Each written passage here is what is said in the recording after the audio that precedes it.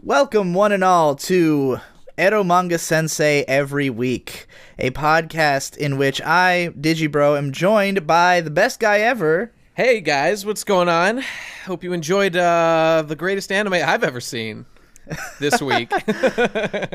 The concept of this show is that I basically looked at the My Anime List chart and chose the most middle-of-the-road looking, innocuous anime that will be popular. Let me tell you, brother, you nailed it. You nailed it.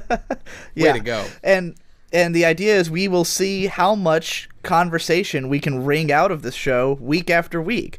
We'll watch every episode of it because, we always do shows like this. If we talked about this on the Weebcast or something, we'd cover the first episode, we'd rant about it for 20 minutes. Yep. And then we never hear from it again. And granted, you always have the most to say about the first episode because that's where they're introducing the premise and all that. But, I want to take our audience through the experience of what it's like for a couple of hard-ass critics to watch a middle-of-the-road anime all the way through. To just chronicle every little emotion and thing that we experience on our way. I'm really excited about it because, like you said, you and I could talk for hours, I think, about this first episode with little difficulty. Yeah. We could do it. But when you get into that, episode, episode 8, episode 9, when you get to that point, that's when the real grind begins, and I'm looking forward to the challenge. Yeah, I want to know. I want to see if it can be done. If this series turns out to be great, maybe we'll do it for another show next season. But if this turns out to be like a total wash, then we'll quit. But for this episode, we certainly will have plenty to say. No doubt. Nate, I know that you have baggage with this series going in. Tell me about what baggage do you have with this?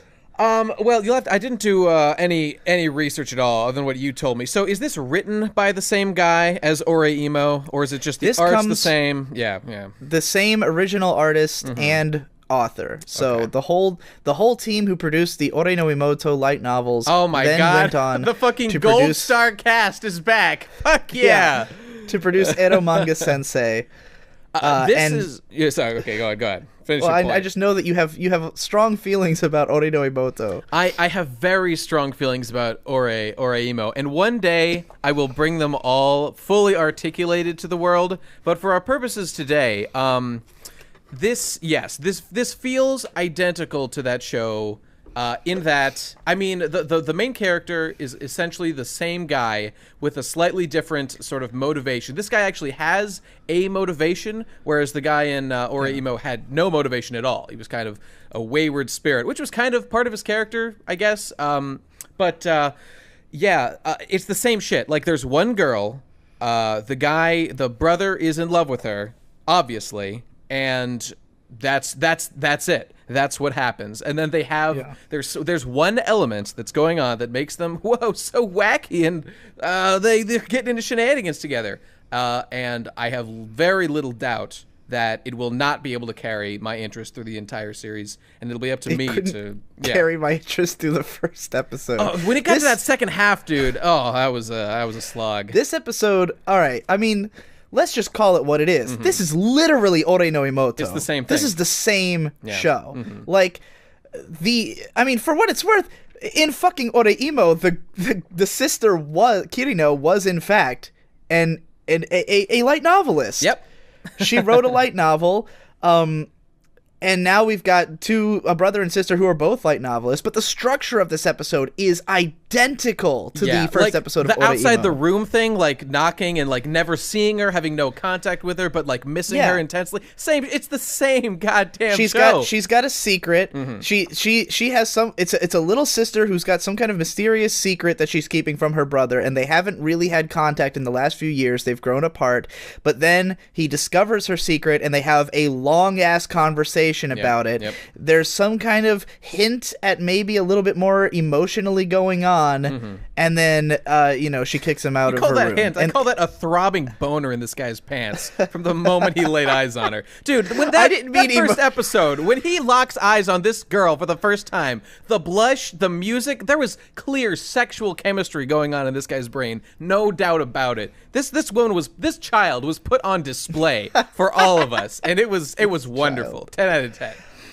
There's the level. Oh man, I've got so many questions about this show that we're gonna have to get through. I saw those classic A1 moments all over the place. The fucking poses and it was glorious. All right, we got to start from the beginning. I took my notes chronologically, so I have to go through this because otherwise I'm just staring at this mass of barely legible handwriting. Works for me. Dude, can I say the first thing that happens? Because the first thing that happens is the most fascinating thing that happens, and it is literally the number one thing that happens when you start the episode. The first thing they do is establish that these brother and sister are not blood related. Brother and not sister, blood. We're safe. It's an open lane, boys. They're waving him in. They're waving him in. It's all good, brother. Usually wonderful. we get a little ways into the show before we find out. Oh yeah, by the way, didn't that happen later in Imo? Did it turn out that they weren't blood related or something? Oh god, it's complex because it's different in the manga versus the show, and I think in the show it was not implied that they were not blood related. I think that they were, but in the manga, that's where they introduced some complexity. Oh no, it's the opposite of that, isn't it? In the manga, what about the light novel? Because it's originally a light novel. Oh, I don't fucking know. I'm pretty sure in the anime though, there was some what's the word? There was some doubt as to whether or not they were actually blood related to give you the excuse to want them to fuck. Because that's the thing about this whole the little sisters genre, right? It's always a not blood related sister, right? Because I mean, understandably, I get it. You don't really want to fuck your sister. You just want to fuck the concept of a sister, right? However, it's also bullshit, and it's such a just pussyfooting around the issue, Yeah. Just fuck your sister. Just do it. Just fuck the sister. Does anime... This is a cartoon. Yeah. Does anime take the stance that it is not okay to ever fuck your sister? I just want to know. if anime allows that. There's a few anime with real incest in them, right? And I just don't get why. Why stop? Why stop there? Why stop halfway? It's already not real. Do whatever the fuck you want. And in this particular show, they're not even really there's nothing there. They met once. Yep. She got adopted into the family, and then their parents died, and she became a hikikomori. I think are both their parents dead, or is one of them just not there for some reason? Okay, we know the mom is dead, and I think the dad is dead too. That wasn't as clear. Yeah, but so they met once, and all of it's just an excuse for her to call him Oni-chan. But they're hardly. They don't even fucking know each other. No. You're underestimating. Okay, finish your point. Most of the appeal of Little Sisters isn't here.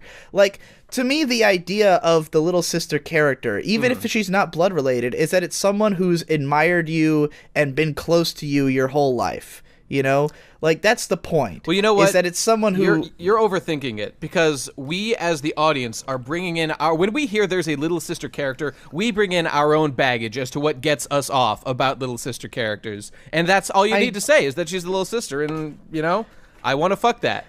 I know, but to then deflate, it's one thing if you just tell me she's a little sister and I can bring all those assumptions, but this show makes it explicitly clear that she's not a little sister by any sense of the definition. That's where you're underestimating the amount of chemistry that can be formed by fucking banging on the fucking floor to say, "Where's my goddamn food, you piece of shit brother?" You're underestimating the bond that they formed over the fucking year of, this is their relationship. This is how they know each other.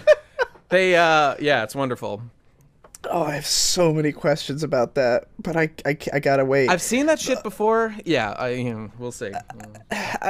All right, so first, the banging on the floor thing I could totally buy into. I've seen that. I know Maddox fucking did that to get his soup and correspondence from his mom growing up. What a piece of shit. God damn. Soup and correspondence. Oh, what a legend. So, towards the start of the episode, I mean, first of all, the directing in this show is just nothing. It's just whatever. It's just the same. Yeah. It's just shots of characters. It's what it needs to be. There's no sense of drama, no sense of pacing, no sense of flair. But there's one moment that they tried to do something kind of visual, and it was just baffling. It's at the start of the episode when he meets the sister. There's this moment where the camera pans out and it's just the two of them, and then there's all these like colored houses floating by. They're in like a white void, and there's a bunch of little houses, and then he says, "That's the last I saw of my sister," and it shows a door closing over that scene. Yeah. Which, the door closing bit, I get that. Okay, yeah, she closed herself off. Cool. That's a funny, little directing trick. But what the hell was the deal with all the houses? Like, what did that symbolize? What did that mean? Like... maybe couldn't they have thought of something that made sense for this to communicate seeing each other for the first time? Okay, I'm with you on that. But a house represents a family. They have just become a family. There are other families out there, and this is theirs. And I guess, but it's just like a bunch of it represented to me a neighborhood. Yeah, like I was thinking, is the neighborhood they live in gonna be important? But that obviously wasn't the case. No, not at all. It was just like, this was not well thought out, is what I'm getting at. They just went with whatever. I know the first thing that came to mind. I know a well-directed scene when I see it, one that has meaning and is trying to convey something, and this was not one of them. I don't know what the fuck he was trying to convey. Yeah. Now, I gotta say, and this is going to be somewhat contentious. Oh boy. Because I'll say first and foremost that I love the character designer Hiro Kanzaki. He was the original character designer of Ore no Imoto. He did Classroom Crisis, and he's both the original illustrator and the anime adaptation character designer for this show. And I thought so when I saw like pictures floating around. But while I think that this show does look like his character designs, it also is just totally the A1 fucking face. It is that face. It is, like, as soon as I saw the main character, I thought, oh, it's Ayato from fucking Asterisk War. Like, yeah, immediately. I promise you, if I took his hair, like if I just showed you the face with just the eyes and the mouth and no hair, and I said, which A1 Pictures show is this from? You'd have no fucking idea, unless you memorize the eye colors of all the male characters, which is usually black. I would never argue with that. Or dark, deep blue. So, yeah, like, he looks exactly the fucking same, and I know that people always, like, whenever I bring up the A1 face thing, I mean, a lot of people agree with me about it, but those who disagree will say, like, well, there's, they're different character designers, there's subtleties, there's differences, like, it's not exactly the same, but I fucking challenge you to look at this next to Nanana's Buried Treasure's main character, and fucking... again, Asterisk War, and fucking Kirito from Sword Art Online. Look at all of them, just the face, compare them all, and I dare you to tell me they're not the same fucking face. I'm comparing them in my mind, this guy versus the Oreimo main character, and I remember, like, this guy has a far rounder, softer kind of face going on than that guy, whose name I can't fucking remember. Oni-chan? Yeah, whatever. Yeah. No, you're right. Kosuke, I think? Yeah, that sounds right. Yeah, I mean... again, it's not that it doesn't look like Kanzaki Hiro's designs, and like I went and looked at some Mal pictures of Classroom Crisis, which is not from A1 Pictures, and the faces do look pretty much the same, but at the same time, it looks exactly like the other A1 shows, and yeah, I don't remember Oreimo feeling that way. Like, I don't remember watching, at least the first season, because the second season was A1 Pictures. Yeah. I don't remember feeling like... it looked like everything else. Because, again, I really like this character designer. I think his designs are fairly distinctive, and especially the way he draws faces, which is very particular. He draws, like, one face, on every character. And, but I like that face. It felt like a little bit. It felt like a little bit of the soul of Oreimo had. It was like that, but the soul had been drained out a little bit. Yeah. Yeah. Oreimo felt like the thing about Oreimo was that, for whatever you may feel about the plot and characters, that show felt very cared about. Like, they put a lot of effort into it. It felt like a real fucking show. Especially season 1, sure, yeah. Yeah, it had pretty nice animation, lots of attention to detail in the backgrounds. It had like the different ending themes and stuff, lots of little intricacies that made it feel alive. And this show feels dead. This show feels assembly line as fuck. I felt myself reaching for things to relate to or care about the character. Like, oh wow, the main character really works hard on his light novels. He's such a hard worker. All right. Yeah. I'm interested in that for about 1 minute, and that is not going to carry this fucking show. It took me a long time through the episode to figure out what the main character was supposed to be like, because I at still the very don't know beginning, what he's supposed to be like. I think I have a grasp on it now, and I'll let you in on it. Oh, good. But at the very beginning, he's like speaking in this very soft voice, and he's like this. And I was like, oh, he's like a wimpy guy. It's the first impression I have. Right. And then we see him cooking, and I was like, well, maybe he's like a motherly guy. Like he's wimpy, but in an endearing, motherly way. But then when he's watching the live stream and she's about to accidentally undress herself, he goes into full... He goes batshit insane, yeah. Yeah, he goes light novelist protagonist guy mode and just starts screaming and running around and banging on doors. And I was like, well, this is totally not that was a hard left guy. Turn right there. Yeah. So I was like, all right, well, now he's just a generic light novel protagonist. But then we find out he's like insanely hardworking. So I think what they're going for with this guy is that he's trying to be like a really responsible guy. He's trying to take care of his sister, basically. You know, he's supposed to be someone who works really hard and does all the cooking and cleaning and does everything because he's trying to be the perfect older brother because, you know, his sister's been trapped in her room. And yeah, I mean, and that makes perfect sense considering, and I mean, I give them credit for this. Like, the parents just died, and like or it seems like they're both dead. And when I was first watching, like, I immediately hated this guy intensely for being a disgusting piece of shit enabler who is just, you know, anyone who allows their like, anyone who has a NEET in their life that they're enabling should kill themselves. And then the NEET will either have to, you know, get good or die. And then either way, we win. The ultimate way to help them is to kill yourself. That's right.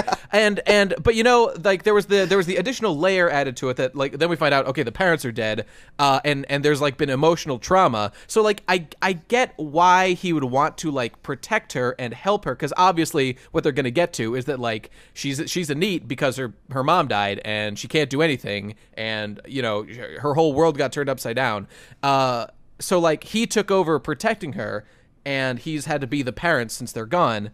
And so like I see what they're doing. Like that's why she's a NEET. There is an explanation for why he would be such a disgusting piece of shit enabler. But I would argue that time has passed and it's time to grow up. And it's been a year, so you know, time to. Yeah. At this point, he is only hurting her by enabling her this way.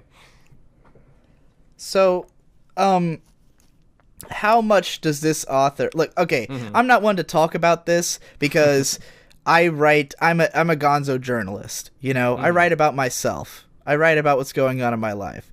But this dude, this light novel author, is writing a story about a pair of light novel authors. After he had just, like, Oreimo, already she was writing a light novel. Like, is this all this guy knows, is writing light novels? Like, he can't think of anything outside of what he actually does to write about? Well, you know, I want to give the guy some credit for writing anything at all as opposed to nothing. So that's, hey, way to go, dude. You wrote a book. Congrats. Sure. Maybe, man. I mean, the proof's in the pudding, right? Or maybe he's just, you know, like... I mean, this is obviously a product of Oreimo did well, let's do it again. And here we are. You know, that's so. Or I have no other interests or things to talk about other than this. You know? I would want to know a little bit more of his backstory. Does he have a spine? Would he just chase that purple dragon again? You know, the Oreimo money all day. Yeah. The answer appears to be yes, but who knows? Here's the thing, though. Light novel authors do not lead interesting lives. They do in anime. Everyone has an interesting life in anime. They don't. Like, a story, when I first heard, I've heard of this light novel since a few years ago, because it started publishing, you know, a few years back. And my first thought was, well, what the hell is it going to be about? You can't make it a story about light novel authors, because all they do is work. All they do is write fucking stories.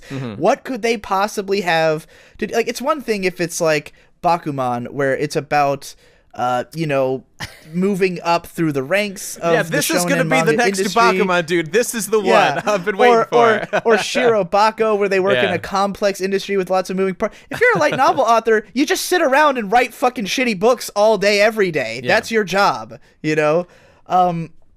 So, like, what plot could they possibly infuse this show with? That they're in high school. That they go to school. That's it. The girl doesn't even go to school. Isn't that crazy? Isn't that wacky, dude? Holy shit! Have you heard about this premise? I gotta skip forward in my notes to get to that, because that pissed me off, and it's only pissed me off even more now that I've remembered that she is not going to school. Because I was just like, why the fuck is he still in school? Like, this is a man who is a successful light novel author. He does work constantly. By the way, way too much work that any high schooler could ever do. I thought that like too, when yeah. He shows up to the office with like 10 full manuscripts, one of which is an actual episode script. Dude, he had written, like, let me just say that he had written so he went to that this was interesting. Though obviously way too much for any actual. He is in his first year of high school right now. He had written 2 separate novel ideas, light novel ideas. He had already written 3 volumes for each, just to present as ideas of which one they wanted to go with. So one would go in the trash, and the other would be used, I guess. Yeah. I mean, I just crossed out the wrong note on my notes. Great. I don't know what the other one said. Probably something gay anyway. Yeah, probably. I mean, yeah, he is a Superman. This is an unreasonable amount of work he's able to do. It's just like, I mean, I remember when I was in high school, I was, writing an anime blog pretty prolifically. Mm-hmm. I would write during class. I would write, after school and everything. But even at the rate I was going, there's no way I could have churned out, like, even of blog posts, I could not have churned out that much content with the amount of time I had. Mm-hmm. And that's not even creative writing. Yeah, and like, I wanted to drop out badly, This guy is trying to take care of his sister. He's trying to, like, do this as a profession so he can take care of her. Mm-hmm. And, like, here's the thing. I know what the comments are going to be about this, which is that it's Japan, it's different, they don't drop out that easily, school's very important, and I get that. I've seen plenty of anime where characters do drop out because of circumstances exactly that like seems this. More common in anime than in American media. Yeah. I've seen plenty of examples of characters saying, like, I have Muyo, to dude. take Fucking care Tenchi. of... Dropped out way back in the day. Lots of them do. Yeah. And I understand that, like, if he can manage it, then sure. But the fact that he can manage it makes him a totally unbelievable character. Yeah, like, there's no fucking way he's churning out all this work and going to high school and taking care of his little sister, Like, it's just too much. And the fact that she's not even going to school doubly makes it like, well, what? Unless we're about to find out that she is somehow going to school and he hasn't seen her in a year. Dude, she's got that University of Phoenix degree on the way, dog. Yeah. Every day. Yeah, just seriously, like, why is he in school? Like, is it even going to be relevant that he's in school? Like, yeah, because that's where the other cute girls are. Because that's where the other cute girls are. That's exactly what I was about to say. Yeah. That's the only reason, is that there has to be other cute girls in the story. Mm-hmm. But in the post-credit scene, a girl shows up asking for his sister. Right. A schoolgirl shows up asking for his sister. So I'm wondering... That's the Ayase of the series. Who is this girl? How does she know the sister? And why her? I guess that's just what he's into, man. This author just likes he wants sisters and he wants their friends. That's what he wants. That's the dream. I mean, every brother of a sister wants a sister's friends. Have you ever read the Dojin Going Bareback and Coming Inside of My Sister and Her Friend? Not that one specifically. It's just I like the cut of its jib though. Good title. Good title. Have you ever read... it's a classic Oreimo Dojin.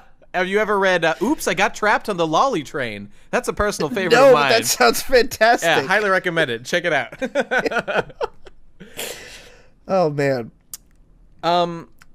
Yeah, the high school thing is totally unbelievable in a real context, and I think a lot of people will say, it's anime, but it is there simply to get more characters into the plot for this guy to fuck, potentially.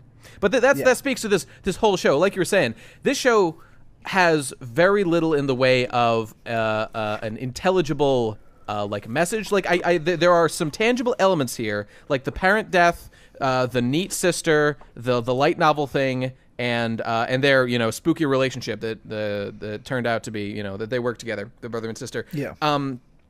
But it is none of that matters, because what we're here for are the shots of the ass of the sister.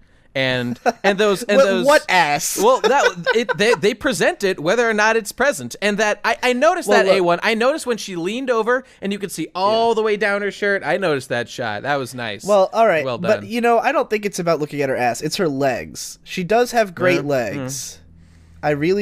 I'm a fan. You know, I like these little stick lolly girls, these little tiny, barely existent, and you know, the appeal is the extreme curvature of the legs. That there's just so much curve there for such tiny leg. You know, are you more to the front or the back of the leg, like the muscly side or the straight bony side? I gotta say, I'm a muscly side.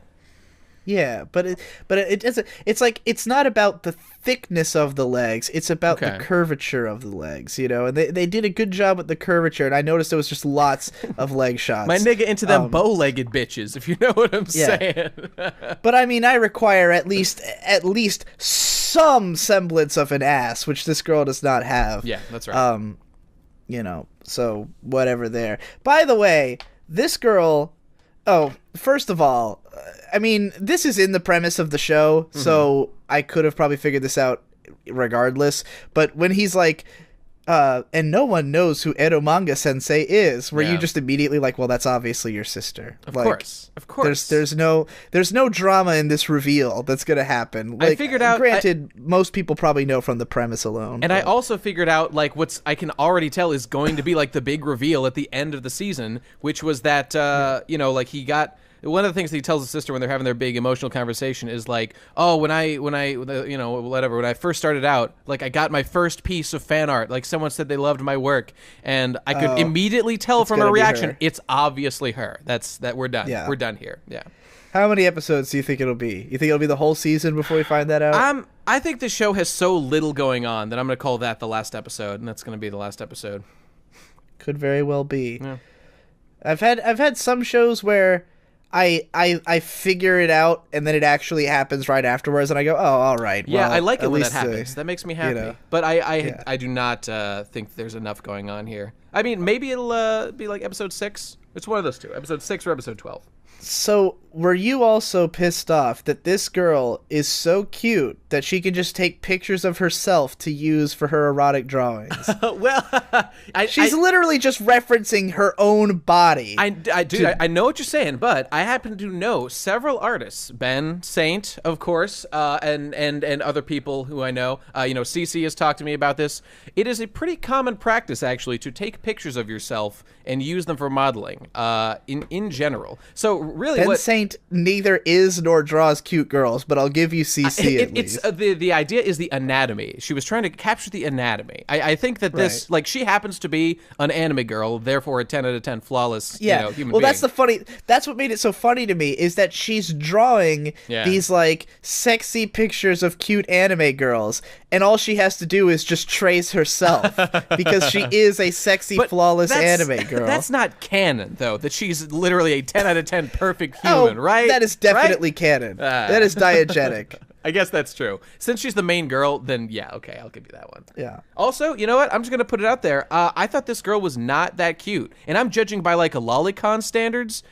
I like her little bows. It's all about, like, the hair, because the body's always going to be perfect. And I found her little bow things unimpressive at best. Unimpressive. Was not impressed with the style of this lolly. I like her hair color. Her outfit, I like her pants. I like the little frilly, fluffy pants. I like the frilly pants. Me too. I think, because the main images I've seen of this over the years from the manga is her in more of like a jacket, and I do like that jacket look. Like, if you look at the pictures, if you just search Eromanga Sensei, you'll see her mostly in this, like, green jacket, and it's more of a, like, oversized clothes kind of thing. Like, she's tiny, but her clothes are big. That's kind of adorable. That sounds better than what we're getting in this episode. I mean, she was wearing that for a bit. Yeah, when she was streaming and shit. Yeah, I like that. I like that better. If she'd worn that more, I would have been more positive. Yeah, like, I mean, aside from the fact that they drew her legs pretty well, I wouldn't say she was super cute. And they kept having moments where they'd have the fetishistic close-up, but it always came off as so forced to me because the artwork's not that consistent. Like, the characters only look really attractive when they go in for the attractive shot. That's right. Like, that's right. There'll be a shot of her legs where suddenly they're way more detailed, and they've got, like, the rosy pink knee caps and everything, and then they'll have shots of her lips where she suddenly has, like, full lips, you know, with, like, the little pink lipsticky look to them. And in those shots, you're like, okay, why does she only look like this once every few minutes? You know, why is it that most of the time she just looks like a generic blob, you know? And then like it just kind of distracted me. Like I didn't find it sexy because I'm thinking, why isn't she always like this? Well, that's where the show truly feels like cheap. You know, where like I get what they're doing. Like they're just putting in the bait. They're not making something that's consistently quality. I felt like that was, as opposed to someone like lovingly creating an anime to, you know, bring their vision to life. You know, that's them going for the sex appeal at, you know, these opportune moments. And, you know, that's fine, but I'm just not impressed by it. No, not at all. God, what the fuck does this say? God moe too much? What the fuck? Too moe? You know too much? God. What the fuck does my note say? Here, let me, while you try to decipher that, I'd just like to point out the worst scene in the episode by far for me, because it was the most outright obnoxious. It was around like the 16-minute mark, and it's when more than any time in my fucking life, I felt when that music kicked in, like it is action comedy scene time. Oh, it's like boom, boom, boom, boom, down. Oh, Onicha, you're such a fucking baka. What are you doing? Oh no, you allowed me, and you're Eromanga sensei. I don't know anyone by that name. Like the strain in my heart as it tried to make me amused with this fucking scene was traumatic. When that music kicked in, I literally like threw up my hand and went, "There it is!" Like out loud. There he is. You know, there he is. Yeah, that was horrific. It was a nightmare. All right, I can understand this note now. It says gap moe too much, because what they're trying to go for with this girl is a gap moe, which is where she in person is super quiet and cutesy and demure, and then on the internet she's like a bubbly, porn drawing, you know, fun character. And it's too much. Like the way she acts in real life is just too like cloyingly adorable. Like the thing is that she's supposed to be this like hikikomori who won't talk to him, but it doesn't come off as like she's damaged. It comes off as she's ludicrously adorable. You know, I mean, she's Suicide Squad a few times, but she's not fully damaged yet. You need a couple more viewings. She comes off more like a Yamato Nadeshiko than like a hikikomori. You know? Yeah. Like, she just seems like she's being extremely polite and shy, not like she's, you know, incapable of speaking to someone, because it just keeps, like, instead of showing her, like, refusal to talk to him as being, like, kind of troubling, it's just trying to make it look cute. Like, she keeps darting her eyes back and forth and blushing, and it's just like, what are you doing here? You're just making this girl into, like, oh, yeah, she's perfect, great, you know, and then, oh, but that's not her real personality, or is it? Which one? I don't know. I'm really glad you brought that up, because that's so true. Yeah. So you and I are both big fans of, God damn it, what's the otaku show? Not the otaku, the fucking NEET show. Welcome to the NHK. We are both big fans of Welcome to the NHK. And to someone who I'm has... gonna get into that. Yeah. To someone who's seen Welcome to the NHK, this feels downright offensive at a certain level, because it is sort of sexualizing and not I wouldn't say glorifying, but like diminishing the horrific nature of what it means to be a NEET. It is not pleasant. No one likes that. It is horrific. This girl is way too upbeat and happy to have spent a year in isolation. No one spends a year alone and after their parents just died and comes out, you know, like this. Like, there are moments that, like, oh, she's sad. She's sad inside. She's kind of sad that her parents fucking died and she's been alone for an entire fucking year. Oh, but she's got her drawings. Oh, she's got her drawings, and that keeps her going. I don't fucking buy it. I don't buy it, and Dude, this is shitty shit. I'm gonna have to cut a promo here, man. All right. This was the part of the episode where all my notes became in all caps and taking up huge swaths of page. So, okay, the second that they showed the first hint of her in the episode, where it showed her, like, at a computer in a dark room and you could see stuffed animals, my first thought was, as soon as I see that room, I know it's going to be too clean. Damn right. It's going to be way too clean. Right. Because they go in there and it just looks like a girl's room. It just looks like a generic... He even says, this place is clean as fuck, nigga. Fuck yeah. She's like... How? Yeah. How is her room clean? like, even assuming that she has no trash, she only uses dishes that he brings up there, you know, like, is that the case? And does she always lay them back? How does she get the dishes back to it? What does she do? What is she doing to manage this room? Yeah. Does he pass her trash bags every so often and she wraps her stuff out and throws it out the door? Like, where is she having the ability to keep this room so fucking clean? How is she wiping stuff down? Does she have, because she, first of all, doesn't seem to have a bathroom in her room. So if he hasn't seen her in a fucking year, he's never seen her walk to the bathroom. I wondered about that too. I wondered about that same issue. They live right across the hall from each other. Yeah. He couldn't maybe hear her door opening because she's going to the bathroom and just sneak a glimpse, you know? Because there's no way, like... Is she only peeing in the dead of night when he's not there to see? And, like, how could she hold it in for that long? Now, look. Her piss bottles, she's got the piss bottle system down. But where are the piss bottles? Buried under the floorboards. I don't know. One of my best friends in high school was a hikikomori, and he did have an era where they were literally, his parents were leaving meals at his door, and he was actually, like, you know, he'd listen to his surroundings until nobody was there before he'd go to the bathroom. But obviously he couldn't always get away with that, so he had piss bottles. He would just piss in bottles and store them in his fucking closet. And because you can't get rid of them. What are you gonna put that out for your parents to take to the trash? No, you can't, you know. And his room was fucking filthy, because if he had, let's say, food that came in a wrapper, which seems pretty likely that this girl has had some of that, then, you know, the wrappers are going to accumulate in your room.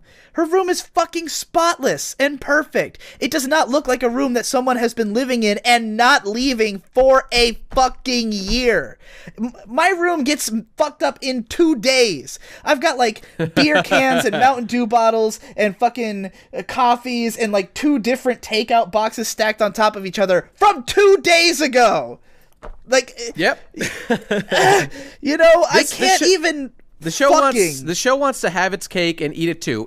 For some reason it thinks that it is like its moe point is like neat now. Like, whenever there's a new, like, ideological concept, Japan seems to want to make an anime about cute girls in relation to that thing.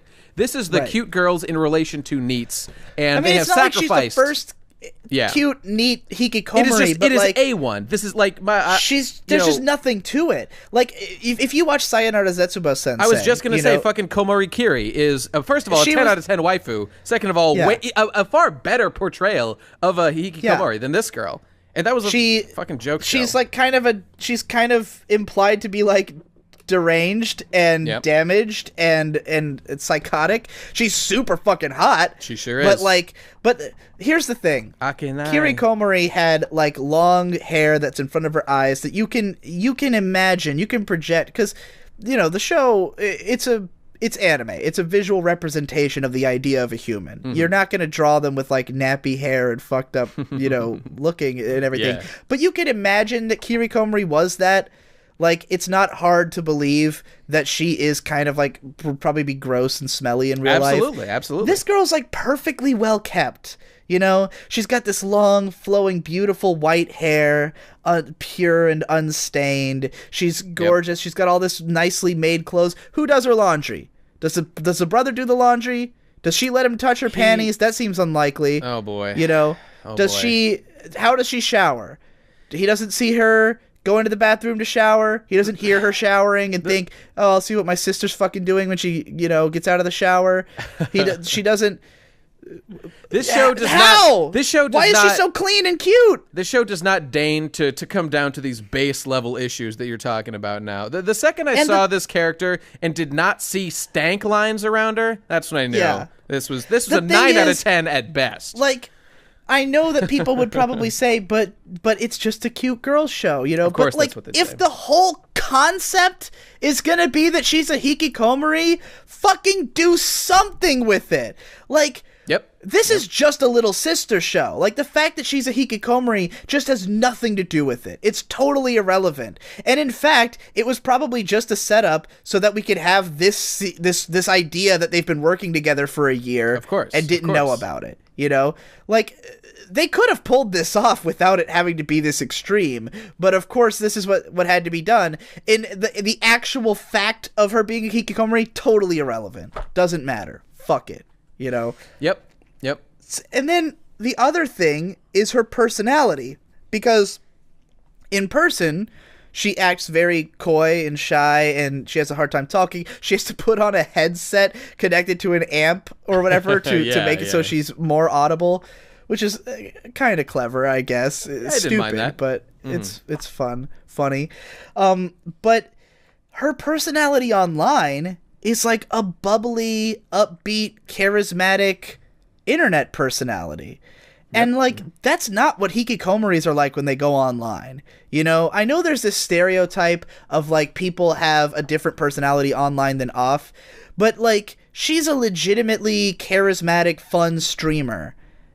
That's not the kind of people who are hikikomoris are the ones who more likely spend all their time on 4chan being anonymous. You know, that's like right. My friend who was a hikikomori was super paranoid about anyone knowing anything about him online. He wanted no one to ever see pictures of him, to know his name. He didn't even keep a consistent username. You know, he'd go through proxies and stuff like that. Like, that's because hikikomori is a state of paranoia about other people. You know, it's not just cooping yourself in your room because you're sad about something. It's that you cannot face the world. You don't want, like, you're afraid of human interaction. Okay, hang on. It's like they are we maybe misinterpreting things? Is it possible that we're reading too much into this whole NEET thing, and we're drawing, you know, our experiences from things like Welcome to the NHK and your experiences in your life? Maybe we should be thinking of this as just a sad girl trapped in her room. Is that, do you think? I mean, when he says to her, like, why didn't you come out all this time? She's like, I feel like I'd lose if I came out, you know? Yeah. Which, like, it's just such a glib and, like, oh, so I guess it doesn't matter. You know, it's the, like, that's basically what it was. There was no reason. There's no reason. She that smiled as she said that. She is not I just felt like it. Yeah. I just thought, you know, well, I'm clearly over my emotional issues, but I'm not gonna. The show is making so light of the issues, and like, I get it, like, sure, make light of it, I guess, but I'm not gonna take it seriously. Just obviously. What's the point? What's the point of having it in there at all if you're not gonna do anything with it? If we're not supposed to believe that she's really a hikikomori, then why make her a hikikomori? You know what the point of it is? The point of it is it's a trope that the writer was able to use to, you know, inspire his story. He just was like, okay, neat, got it. Let's go from there. And that's what he did. Yeah. I was trying to read this note, but it actually is just ugh with like 8 U's and 3 H's, and I couldn't tell. I've got a couple of those. Yeah.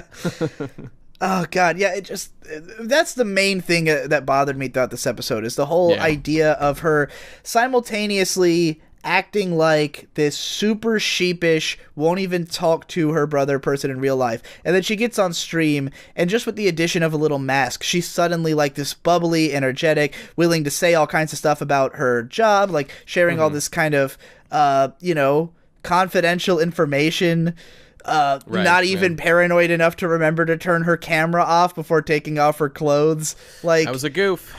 You know, it's just, again, having your cake, eating it too. Well, you know what? Right. There is a phenomenon of, like, the empowerment of anonymity, and I know she's basically like on the razor's edge of, like, revealing herself. Like, if she fucking knocks her mask off, she's exposed to the whole fucking world, so be careful with that shit. But, like, I can sort of see the sort of power fantasy she might have of, like, showing herself online and, like, not quite revealing who you are. So, like, maybe that emboldens her and she gets a thrill out of it that sort of unlocks this. I mean, it's not impossible. I just can't imagine someone of this extreme of a personality in real life doing it. Yeah. Like, I would see... Especially the fact that she talks so quiet, and then she just yells. You know, she's able to be so energetic on stream. Yeah, she's That's just weird. suddenly... That's weird. Like, even when her brother was, like, like, he's already in your room talking to you. Can't you just start talking normally? Is it just the fact that he's in person? I don't know. Like, I mean, I was myself a kind of, you know, paranoid... a sheepish guy for my high school years.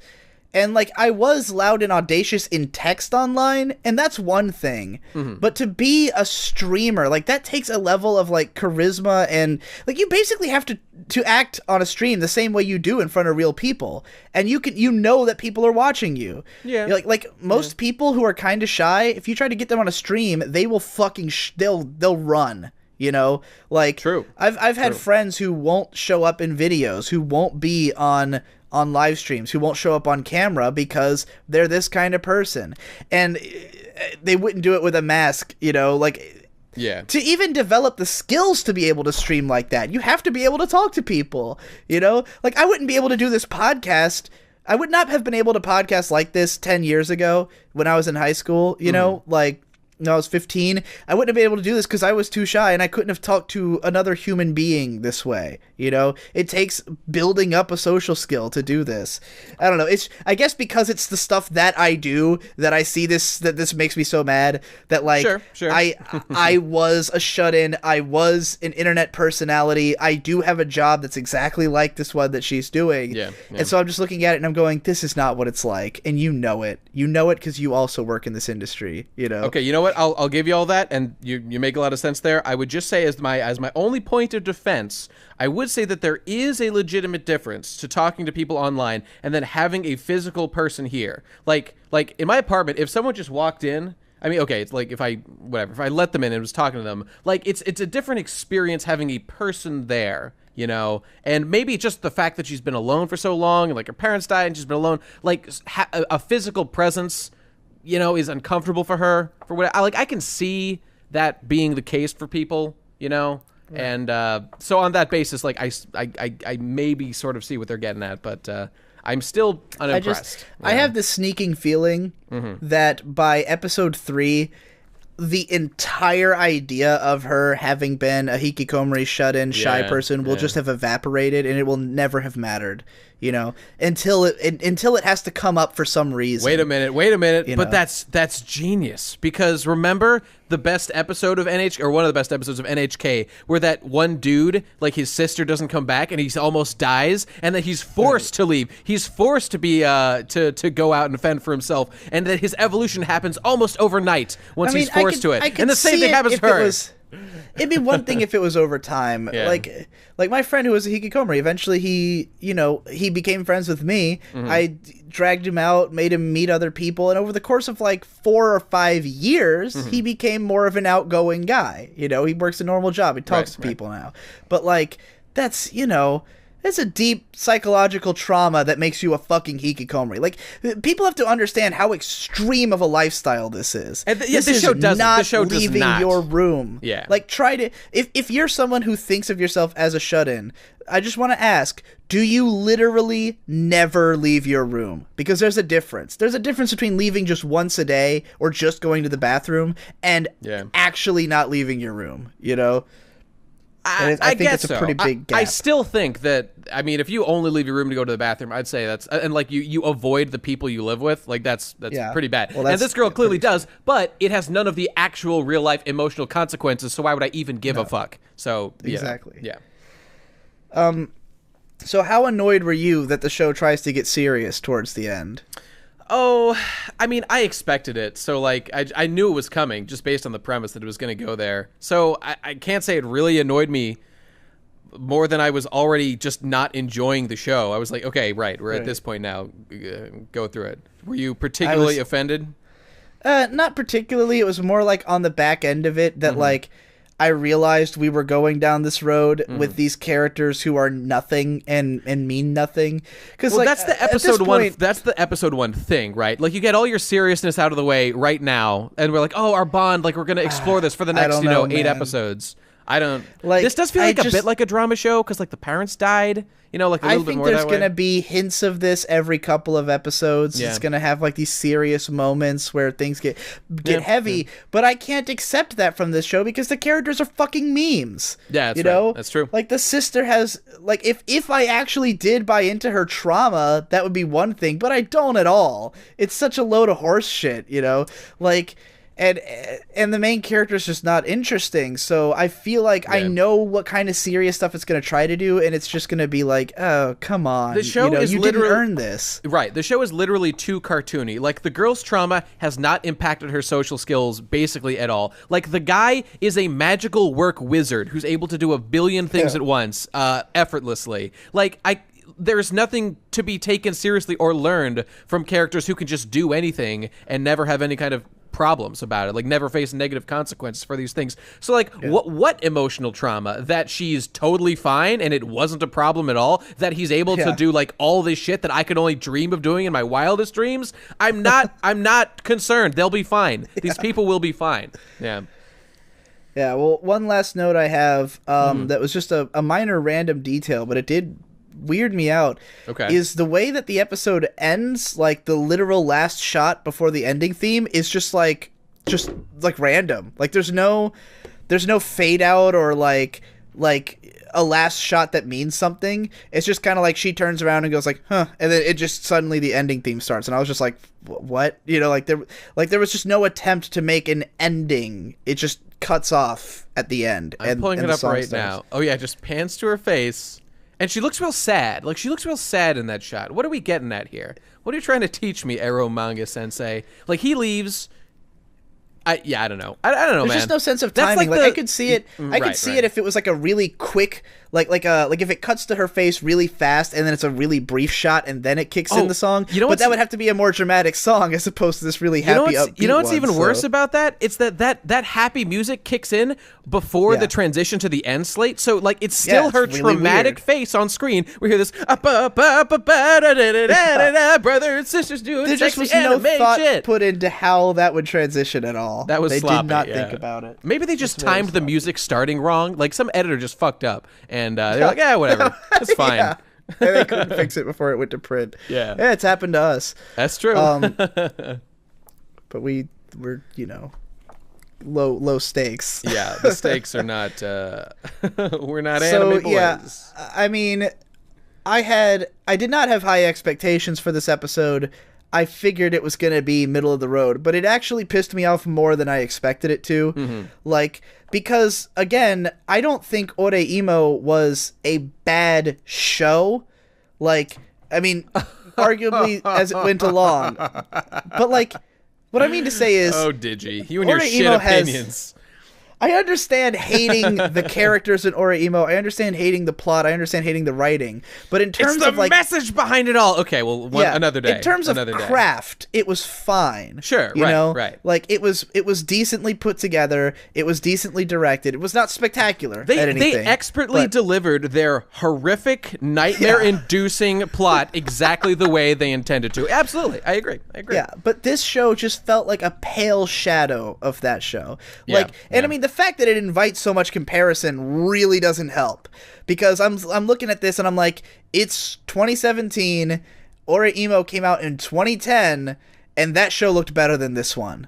That show had better directing, better animation, better designs, and felt better, and had more interesting characters. You know, not that they were super interesting from episode 1, but like the fact that the sister in that show was actually like an athletic normie was really different. Like, that's not something we get in a lot of anime, that she would be simultaneously like an otaku, but also she's actually like an outgoing model, you know? Sure, yeah. This character is just some whatever, you know? So, she has very little in the way impact. Her character is very, like, it exists only to further this kind of fetish fuel that this show is, and then it does that terribly. It's not well done. So yeah, what are you left with? A whole bunch of shit. Right. Do you have any more notes about this? I'm all tapped out for now, buddy. I'll need to recharge my fuel cells next week with the next episode. Looking forward to it. Yeah, so we got almost an hour out of this first episode. Fantastic. That's pretty impressive. Like, obviously we're not going to get this much out of the next one, but if we can even get fucking a third of this, it'll be enough. You know, this is 3 times the length of the episode we've spent complaining about it. Yep. Yeah, this is all the things that go through my mind when I'm watching a show like this. You know, like I've basically just decompressed the thoughts that I have. You know, like what I wrote on the paper is the one sentence version of the storm of emotions I'm feeling, which I have to now reverse engineer and explain in detail here. How to make a Digibro script. Watch this video. There you go. Yeah. All right. Well, next week we'll probably try to get the episode out a little bit closer to the episode's airing. We were 2 days late-ish on this one, so okay. Yeah, we'll see what happens. So tune in next week after you watch Eromanga Sensei, and we'll be here to help you deal with it. You know, we'll help you cope with your addiction to anime. We're here to begin the healing process, everybody. Yeah, So I we'll don't know then. why you watch this shit, but we're gonna make it easier for you. All right. I know you watch it. I know you watch it anyways. You don't give a fuck. They've got too much time on their hands, so give it to us instead. So do we. Yeah. All right, everybody. See you next week. Bye-bye.